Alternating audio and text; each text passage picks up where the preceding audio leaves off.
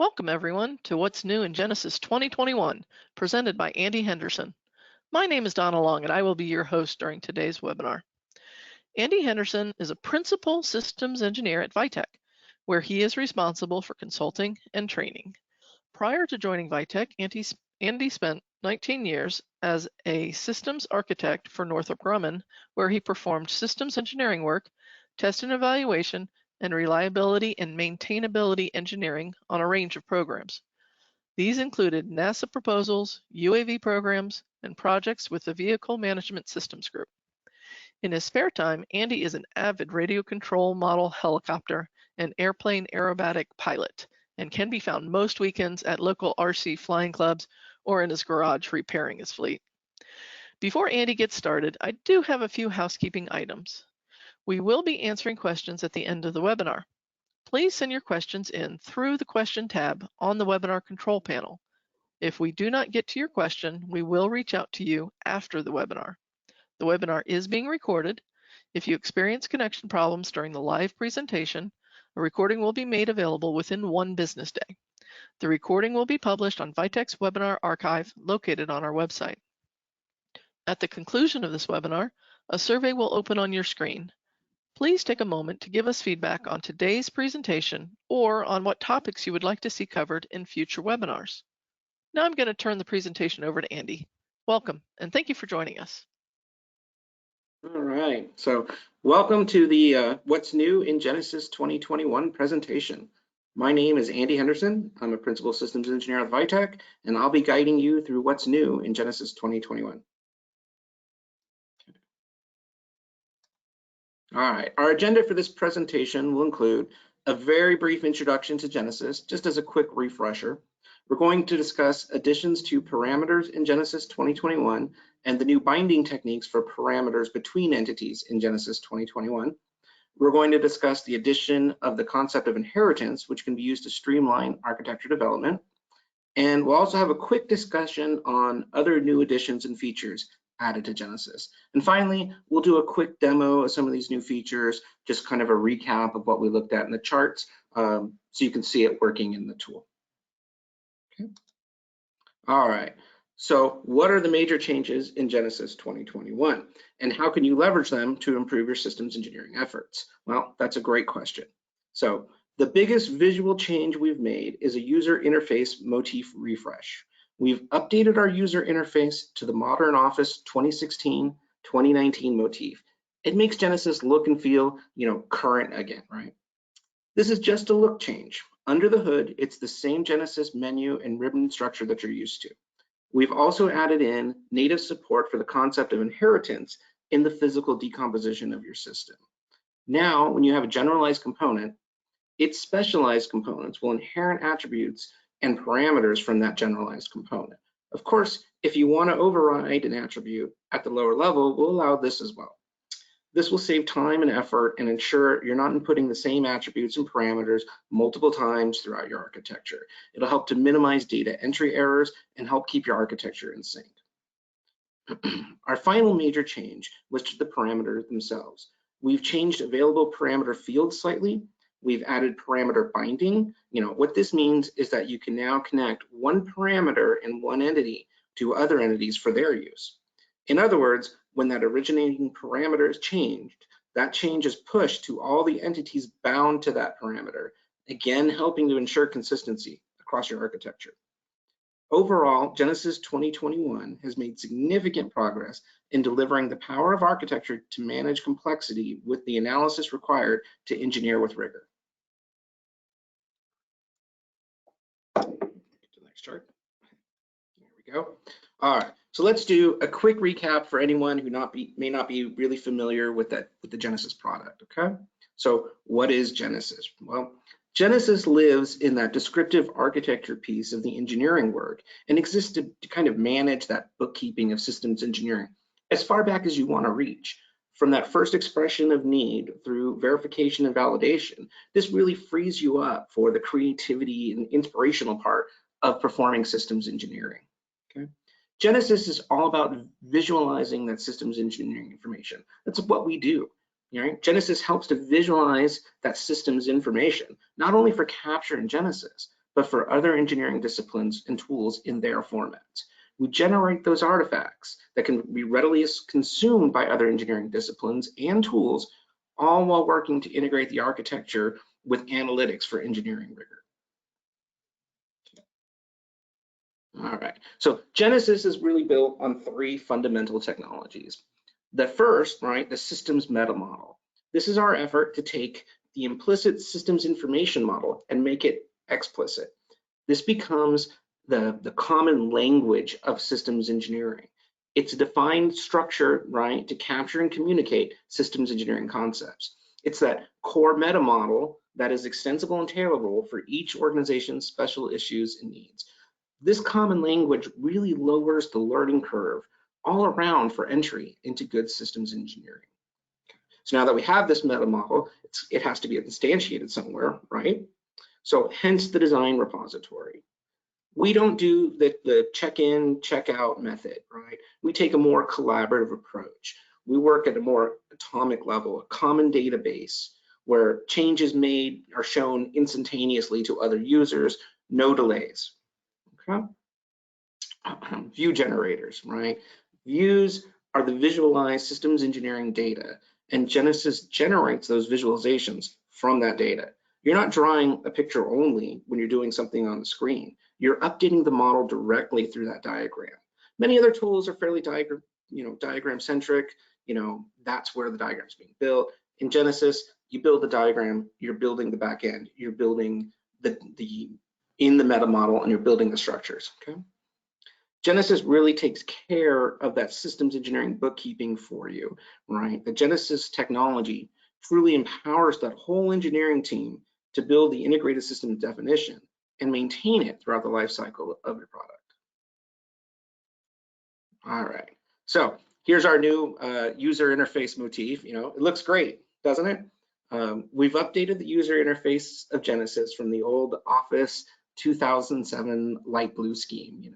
Remember, I think the ribbon menus were introduced about that time, and everybody had such a hard time adapting to that. But maybe I'm dating myself a little bit now. But anyway, we've updated to the latest 2016/2019, Office gray block style.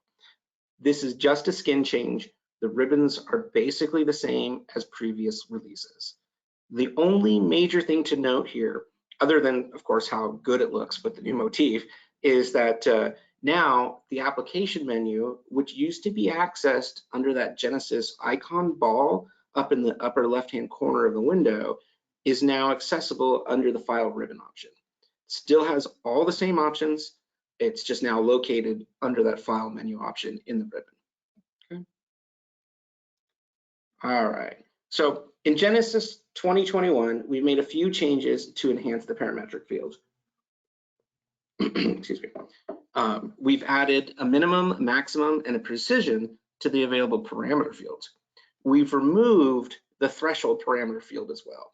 By adding a minimum and maximum, the threshold field was really no longer needed. It would be the same value as minimum, but now we can specify maximum as well. We've also added the ability to bind one parameter to another entity. In this case, changing that master parameter will change the value of the parameter in all the bound entities. Let's take a look at an example of this in action. All right, here we see a parameter originally defined in a requirement entity, right? Then we see it bound to a component entity and to a verification entity. It's important to note that for binding to work, the entities must be related. Now we can see that the parameter in the requirement used it in the requirement statement, right? We can also see that it used the cost parameter, then the maximum field, and the units in the other bound entities. Right. Now, when a change is made to the parameter in the requirement, that change will flow down through our architecture, tracing from the requirement to the architecture entity, and finally to our test entity, that verification requirement. This vastly simplifies that flow down of the change and ensures consistency, in the use of that parameter across the entire architecture. Let's take a look under the hood and see how we make these connections now. All right. In GENESYS 2021, in the parameter tab of each entity, you'll now find binding controls for each parameter. These binding controls allow you to select the other entities that will be bound to that parameter. You can either bind from an entity to the source or from the source to the dependent entity, but the source binding is a 1 to n number of dependents. When the binding is selected, GENESYS will follow the relations made to that entity to determine which entities are available to be bound to. Okay, we'll see this again in the demo. All right. So GENESYS 2021 has also implemented the concept of inheritance across physical hierarchies. Right? In GENESYS 2021, an implementation unit, or AKA a component, that's related to another component as a kind of that other component, and vice versa, that higher level component is a generalization of that specialized component. Attributes and parameters will now flow down to the specialized components automatically. Note that this is available also for use cases. They use the kind of generalization relation as well. So let's look at an example. Our favorite drone, right, has 4 motors. Each motor has the same part number, same title, same contract line identification number. It has the same performance parameters. But our system contains 4 motors, 1 for each corner of the drone. In GENESYS 2021, the specific location motors will inherit the attribute parameters from the generalized motor.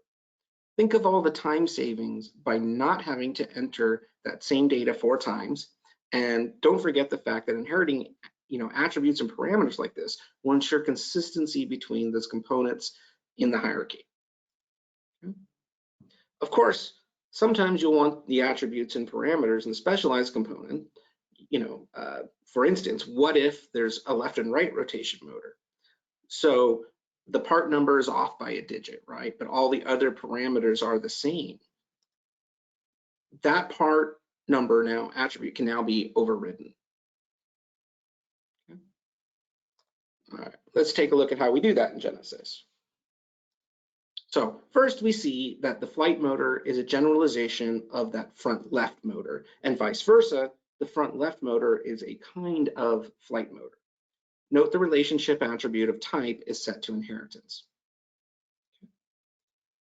Next, we see that entity attribute of title, contract line item number, all those things are inherited by that specialized component.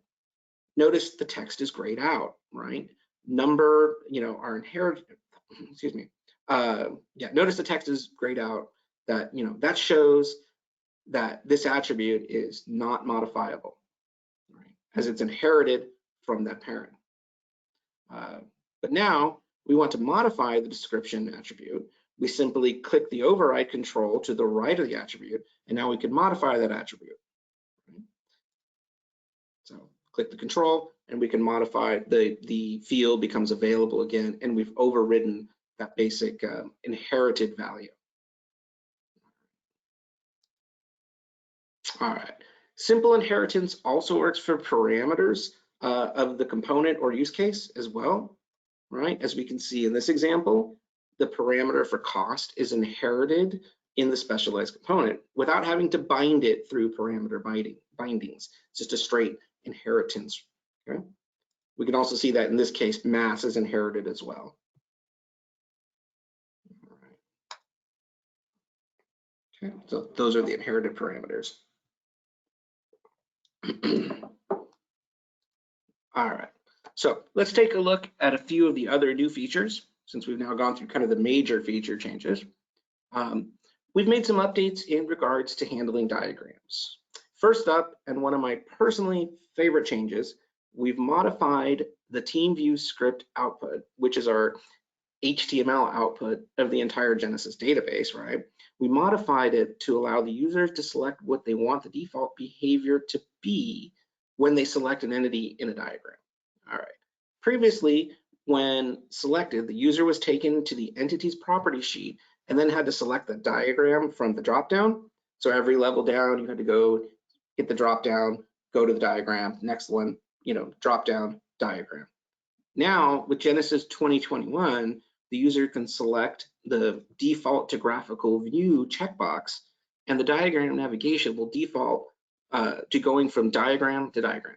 So this is really a great improvement for navigating through models with complex diagrams in the TeamView output. Some other graphical changes that we included were the capability to access stored views of diagrams other than the default view within the report editors. And we've also added the elision capability to the IDEF0 diagram. So any IDEF0 diagram users out there, you now have elision. You can hide things from the diagram. All right. On that meta model, schema front, we've made a few changes too. Primarily, we've deprecated the interface class. This simplifies the overall representation of physical connections in this model structure, right?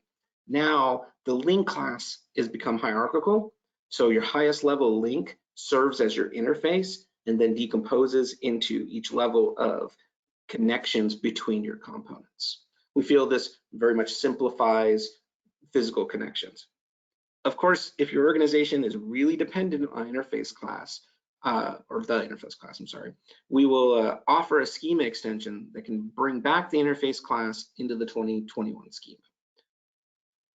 Okay.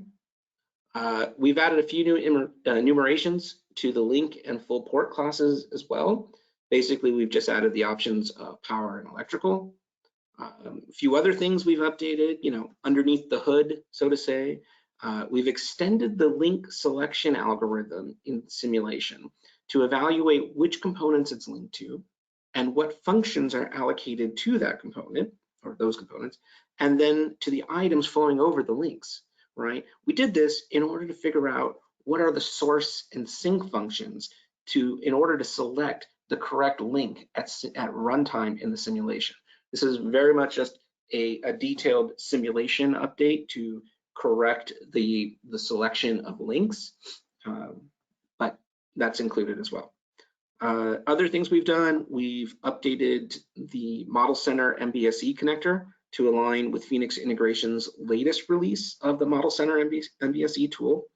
And that's pretty much the bulk of everything else we've changed. So, all right, now that we've seen an overview of some of these new features, let's demonstrate them in the tool. Let me go ahead and bring up GENESYS.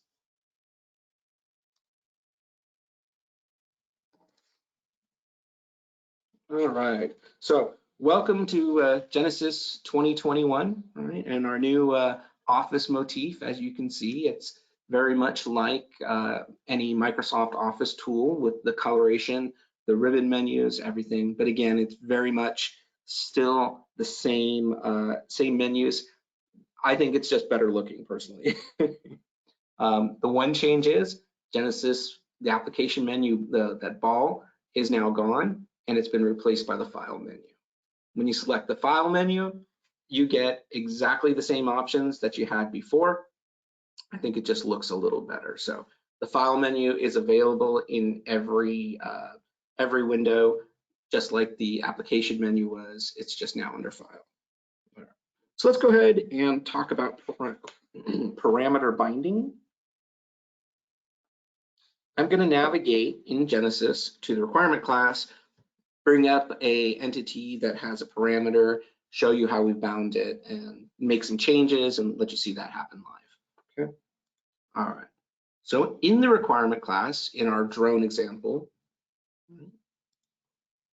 I'm going to select this R01.1.2 drone cost. As you can see, it's got a requirement statement. It's got an embedded parameter in the requirement statement where I'm using our new maximum field from that parameter to bring in the value, right? I'm also using the units as well. Okay. If I go to the parameters tab, I'm going to see some changes from the last version if you looked at the parameter tab before, if you were using parameters, right? So first change is you can see I have now put in an objective of 150. I have my min and max fields, and I've filled in my maximum of 200, filled in my units, right? We've also added in a precision field over on the observed. grouping, right? Now, of course, you're also noticing these new fields here as well, right? The source bindings and dependent bindings. In this case, my drone cost requirement, I have bound this cost parameter to these three different entities, right? The component, drone design, the verification requirement for architectural review cost, and a verification requirement for manufacturing release cost. So these are now bound entities, okay? When I select the green plus, right, I'm going to get a window that allows me to bind this to the other entities. Now, one thing to notice is that these entities in the list are the same as what the target relations are, right? I can only bind to related entities, okay? So I would select whichever entities I want it to bind to and select OK. They would come up here in this. And if I want to delete them, I can select them and I can delete just the binding. I'm not deleting the entity in this case. I'm just deleting that connection. All right. So one other thing to note as well is that you can bind your objective, minimum, and maximum to different to a set of entities, as well as your design or your observed and precision fields to different entities. So this could allow me to bind this cost field, right, to a test activity separately and allow me to put the observed data in. Many different ways to use this depending on your project and your needs. All right. So let's go ahead and take a look at our drone design component and see how it inherits it's bound to, these field values. So I'm going to go ahead and bring up the property sheet for my component drone design. Double click and open that up. All right. Here you can see that I have used the cost field, right? I've used that 150 value from the objective field directly in my description. I've used my units and I've used my maximum to, flush out my description. So when they change in the source entity, they're going to change in this bound entity as well. And if I go over to the parameters tab, I'm going to see that the source binding is set to the original requirement, right? So requirement drone cost. And of course, I get the objective and the maximum values, which are grayed out because I cannot modify them here since it's bound to the parent. They can only be modified at the original source. Okay. Let's take a look at one of the verification requirements as well. So I'm going to open up its attribute sheet and show you that as well. In this case, we've used the maximum field as part of our description or our verification statement. Okay. And then the parameter field, same as with the component, it's bound to the requirement of drone cost, and it brings in those bound fields so I can use them directly here in this entity. Okay. All right. So that was a quick demo of parameter binding, and you can see how this would be really helpful in keeping parameters in sync across multiple entities and domains within your model. So on to inheritance. Now you can let GENESYS inherit attributes and parameters down that generalization, slash kind of relation. Okay. So let's go ahead and take a look at some components. Let's take a look at those motors that we had in the charts and change some of the values and see how inheritance works. So I'm going to go ahead in my component class. I'm going to open up this all components folder because I know that's where my drone motors reside. And I'm going to select this flight motor component. I'm going to go back to the attribute tab real quick. All right. So here is my flight motor, my generalized description. In this case, we have this flight motor. It would have attributes like a title filled in, a manufacturing part number, this CLIN number, or any other attribute that we would have to define our component. So for this example, we're just going to modify our title, our manufacturing part number, see what we get. Okay. So one thing to note is that this flight motor is the generalization of my 4 other motors, right? I have a front left, front right, rear left, rear right motor for our quadcopter, not right, 4 motors. So let's go ahead and open up a block definition diagram and see this inheritance hierarchy. So with my flight motor selected, I'm going to go to views and open up a block definition diagram. All right, go ahead and close the toolbox, center this diagram a little bit. So here we can see I've got my flight motor, right? And I've got the specialized, positional motors, right? My front left motor, right, rear left, rear right. You can see they're inheriting the title and manufacturing part number directly. Okay? So let's go ahead and open up the property sheet for flight motor. Let's change one of these and see how those changes instantly are made in the specialized motors. Go ahead and open up the property sheet. I'm just going to snap that to the side of my screen, as well as the hierarchy. That way we can see both things happening at once. So in this case, let's say the manufacturer comes in and says, great, we're rolling the part number, and we're going to call this the flight motor XL2. So we're going to change those. We're going to see that change made across the specialized motors. So flight motor 1, I'm going to change that to 2. And as I select out of that field, Genesys will save that information, and we should see the hierarchy diagram update automatically. I'm also going to change the manufacturer number and make that a -2. And select out of the field. And as we saw, not only did the generalized flight motor change, but these specialized motors changed as well. Okay? So that's that concept of inheritance. I can enter the attribute data and parameter data at the higher level, right, that generalized level, and watch that data be inherited by the specialized components. Now, what about the case where I want to change one of these numbers in a specialized component? Let's say for this drone, my front left motor and maybe my right rear motor are reverse rotation motors, right? So they have a little bit different part number, but all the other performance parameters, descriptive materials, titles, all those stay the same, right?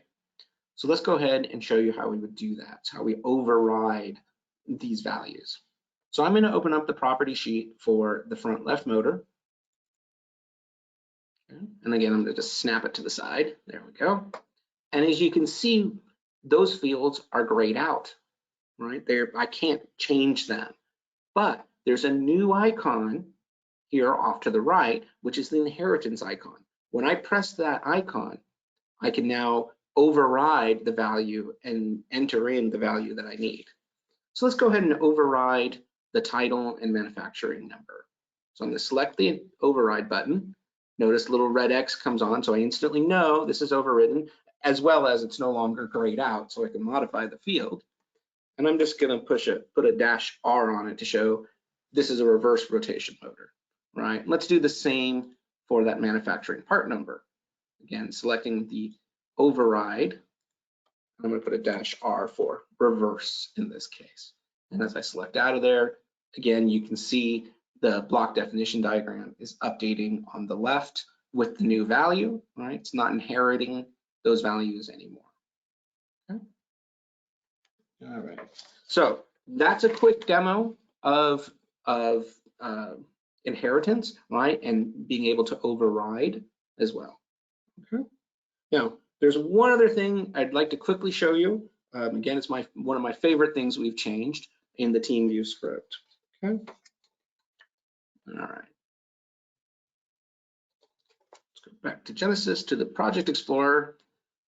So in the TeamView script, let's go to TeamView, and I'm going to run the TeamView script to show you where this option is. Select run. It's going to take a second here to come up. Now, I've already run this against the database to show you the example. Previously done that, so we don't need to run the whole script, but I do want to show you the option. All right. In the TeamView options, right, looks pretty much the same way as it used to, again, except for the user motif change. But there's a new options, right, I have an option here for default to graphical view. If I select that, that will tell the TeamView script to enable that navigation from diagram to diagram and no longer going to the property sheet. There's also a control here for selecting different views, where you can do a filter to bring out specialized saved views as well. Okay. I'm not going to generate this right now, but I will show you how this works in the TeamView, or how it looks in the TeamView script. So I'm just going to hit cancel, and I'm going to go ahead and bring up a pre-prepared Genesis TeamView output, right? So you run TeamView, you get your database in an HTML, you can navigate through it. Okay? So let's go ahead and take a look at the function real quick. And I'm going to pick my top level system context function. And first thing to note is this instantly went to the diagram, no property sheet. So that's great. And as I click through the diagram, when I select a entity on the diagram, it goes directly to that next level decomposition in that diagram. And I can keep rolling through this until I get to the lowest level entity where there is no more decomposition, right? So this greatly aids the ability to navigate very complex diagrams in the TeamView script. When I get to the lowest level, right, when there's no decomposition, it defaults back to the property sheet. And this, of course, works through any decomposable class and diagram as well. Okay. Let's see. All right. So there you have it. It's a quick demo of some of the biggest and best new functionality in Genesis 2021. I hope you enjoyed that. Let's just do a quick recap. And I'm going to go back to PowerPoint for that. Okay. Sorry, we did the demo. All right. So key summary and takeaways here, right? Those key takeaways. So Genesis 2021 now supports attribute and parameter inheritance through implementation units and use cases using the kind of / generalization relationship and can be overridden when necessary. Genesis 2021 supports parameter binding across multiple entities and classes, allowing better use of parameters and consistency across your architecture. Okay. We've updated a few of the parameter fields to better reflect user needs. We've updated the user interface motif. Now we've gone to that modern Microsoft Office look and feel. The TeamView script output, big update, better navigation from diagram to diagram. No more having to select the diagram, from the entity property page. We've deprecated that interface class, but remember, you can restore it if it's integral to your project. Okay. And then finally, you can elide IDEF zeros now, and you can access multiple saved views in our report editor. All right, so at this point, I'm going to turn it back to Donna for any questions and discussion. Thank you, Andy. We do have a few questions that came in thanks to all our participants. I encourage you to join the discussion now and submit your questions using the webinar control panel. If you need to leave, please take a moment before you go to respond to the quick survey that will pop up on your screen. Our first question is from Paul. He asks, with the parameters like the cost parameter for the drone, can one also apportion a parameter to the various components that a system, the drone in this case, consists of? This to check the contribution of the components in the system performance. Okay, so through parameter binding, no, you can't bind a portion of that value. You would have to create that portion of the value directly in the child parameter or the other parts parameter. So no, the binding does not allow you to proportion. It is literally a direct bind to that value. So each bound entity can use the same value. Okay. Next question is from Linda. Can binding cross a distributed set of Genesis models, enterprise and solution models?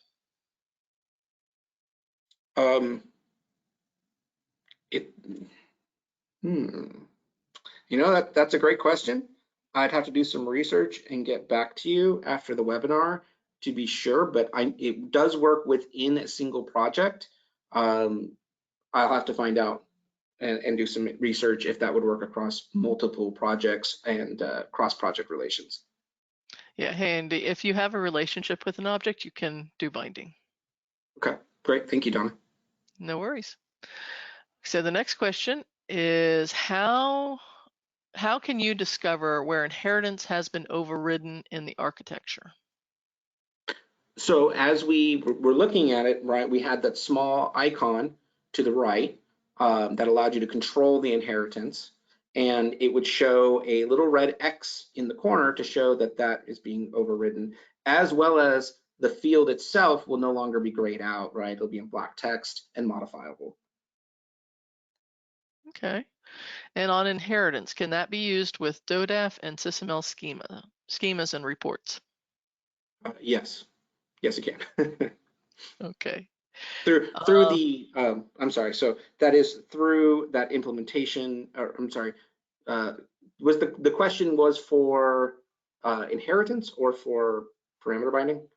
Inheritance. Okay, yeah, so for inheritance, it's through that generalization kind of relation. Anywhere that's used, you can use inheritance. Okay. And in reports, just to clarify, when you're outputting the value, it's just a value, even if it's whether it's inherited or not, you won't see that it's an inherited value. It's just going to be the value for that attribute. Yes, correct. Thank you. Okay. The next question is, in TeamView, can you run a simulation?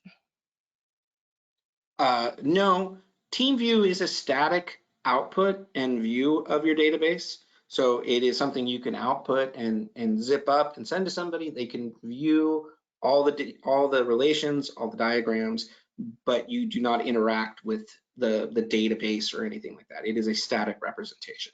So simulator is not available there in the HTML in the TeamView output. Okay. The next question is from Koivis. So to confirm, performance and constraint budgeting will still be done via the constraint block definition diagram and MATLAB solver, or alternatively manually? Correct. Yes, I can definitely confirm that. That has not Okay. changed. Yes. Well, a question from Jack. Is history of previous attribute values remembered?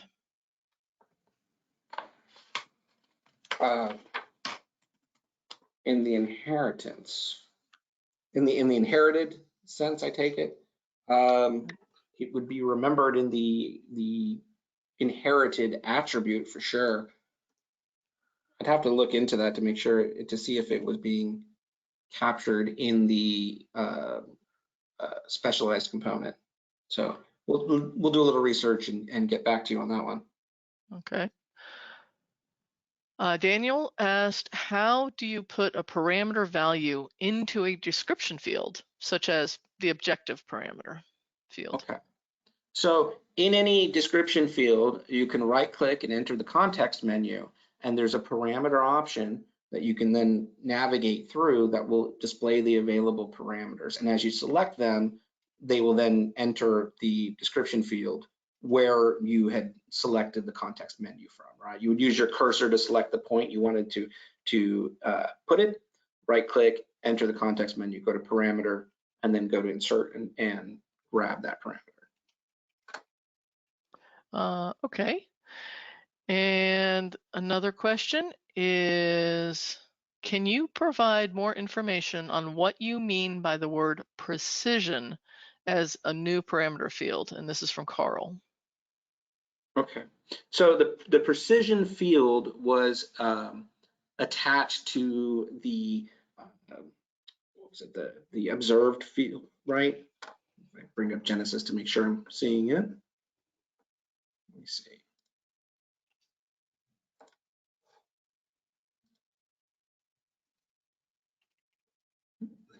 One second. Mm-hmm. And Andy, while you're in there, you might just show how to insert that description. I Yeah, think people learn visually. sure. Yeah, it is easier than saying, all right, yeah, so the observed field. So that precision field would be for the precision of the measurement if you were, testing and you had found, and for cost, it doesn't really make sense, but for another value that you were measuring, it may matter. So you can enter in the precision of the measurement there. That's the intent for that. Because again, that's grouped with the observed value. So when you do a test, you'd measure something and you would put in its precision. All right, let's do an example of inserting something. So wherever I'm at in the description that I want to insert the parameter, so test insertion, right? I can enter the context menu by right-clicking, right? And then I have the option for insert parameter, and it brings up either the available parameters for something new, and it highlights the parameter that's already assigned to this entity, right? And then it gives me the fields.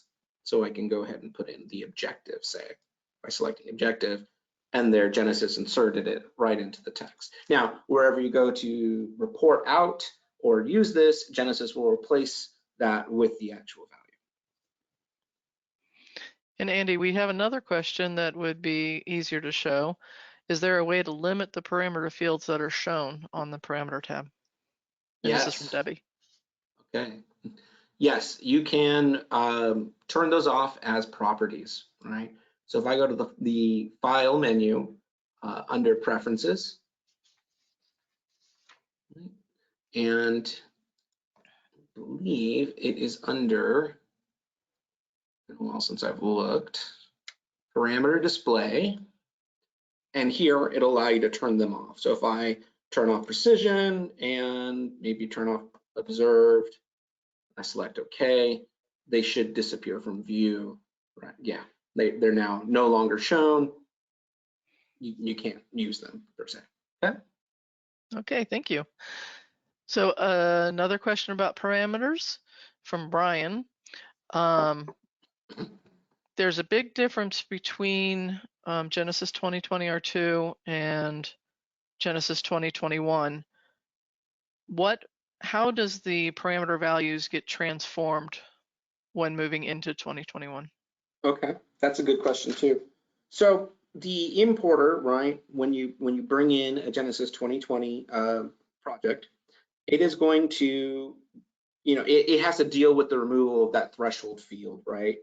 So if the threshold is greater than the objective field, right, if they're both filled in and the threshold's greater than objective, the value that was in the threshold will go to maximum, right? If the threshold value was less than the objective, if they're filled in, right, then it would go to the minimum field. If the threshold is equal to the objective, well, it's the same as objective, the threshold would get pulled out. So that's really how that threshold will map in moving to GENESYS 2021. Okay. Mm-hmm. Okay. Thank you, Andy. That wraps up the final Q&A for today's presentation. If you have any other questions or comments for Andy, please don't hesitate to send him an email. He's going to show his email address here on the screen in a minute. There he goes. You can see his address, or you can post your questions and comments to our LinkedIn group page. Just visit linkedin.com and search for Vitech. Thank you so much for attending today's webinar. Please join us for more webinars in the future. Remember that at the conclusion of this webinar, a survey will open on your screen. Please take a moment to give us feedback on today's presentation or on what topics you would like to see covered in future webinars. Once again, thank you for joining us and have a wonderful day.